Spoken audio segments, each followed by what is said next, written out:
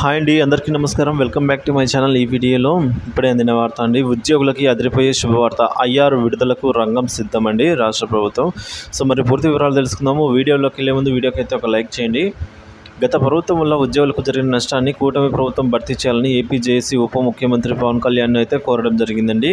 AP JAC ఉప ముఖ్యమంత్రి camp కార్యాలయంలో, ఆయన జనసేన కార్యాలయంలో పవన్ కళ్యాణ్ గారిని జేఏసీ అధ్యక్షుడు బొప్పరాజు వెంకటేశ్వరరావు, ప్రధాన కార్యదర్శి దామోదర్ రావు తదితరులు అయితే కలిశారు.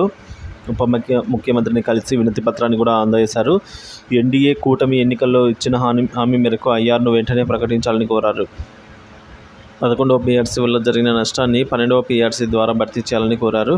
11వ పీఆర్సీ వల్ల జరిగిన ఈ ఏదైతే నష్టం ఉందో దాన్ని మరి ఈ విధంగా 12వ పీఆర్సీ భర్తీ చేస్తున్న ఉద్యోగులు చాలా ఆశతో ఉన్నారని తెలపడం జరిగింది.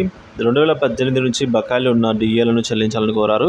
ప్రతి ఉద్యోగికి ప్రతి నెల 1వ తేదీన వేతనాలు అందేలా చూడాలని, రిటైర్డ్ ఉద్యోగులకు పెన్షన్ ఇవ్వాలని, కాంట్రాక్టు ఉద్యోగులను రెగ్యులరైజ్ చేయమని అయితే కోరారు.